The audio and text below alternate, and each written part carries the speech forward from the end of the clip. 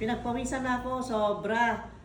Ngayon, nakaprepare na yung tumbler ko with the water na 350 ml dahil yun ang gusto kong amount, 350 to 500 para sa ganun ay marami-rami at iinumin ko the whole morning. Hindi yun agad-agad na isang lagukan.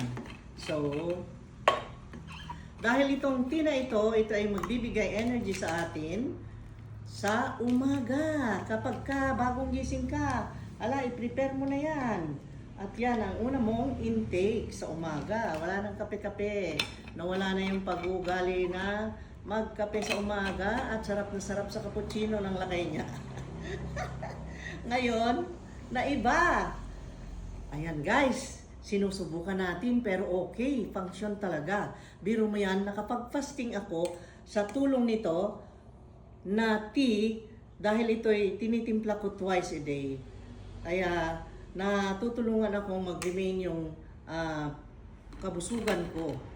Feeling mo busog ka ba na ayaw mong kumain? Parang gano'n. Pero hindi ka rin kakabahan na baka ikaw ay ma-ulcer o baka ikaw ay malipasan ng gutom dahil po dito sa fiber na ito po ay natural ingredients ginawa. Ngayon, ito ay may mga medicinal function para sa loob ng katawan natin, sa loob ng tiyan.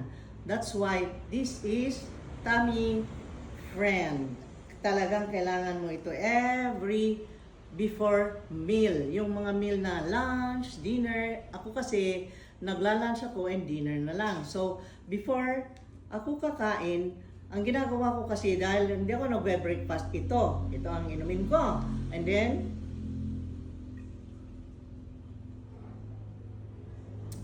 pagkainom nito, ay magtimpla rin ako nito dahil mamayang konti, after 15 minutes, ay kainin ko na rin yung brunch. Ang brunch ko ay mangyayari ngayong 9, minsan 10 o'clock.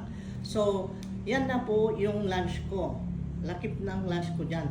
Kaya medyo heavy. Merong sausages, eggs, at saka, ano yun, rice ba yun? Ewan, sana may tuyo. Masarap, kaya lang, ano naman yun. Okay, and then, pagkatapos nun, ayun na. Kakain ako ng lunch.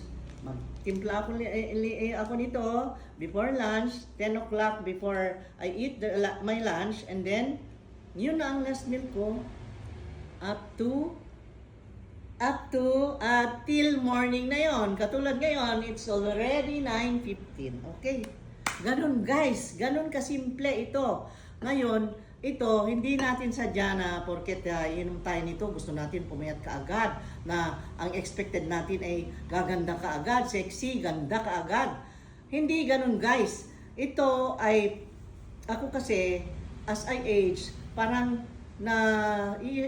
yung bang very strange sa akin, nawiwirduhan ako sa akin dahil iba na yung nararamdaman kong yung katulad ng yung pagkain ng mga bawal, pinagbabawal sa atin. Maraming pinagbabawal sa age daw natin. Kailangan natin bawas ng matamis, ganyan-ganyan, mga kung ano-ano. Hypertension, dapat iwasan dahil madali na tayong matrigger sa ganyan, mga matatamis, ganon.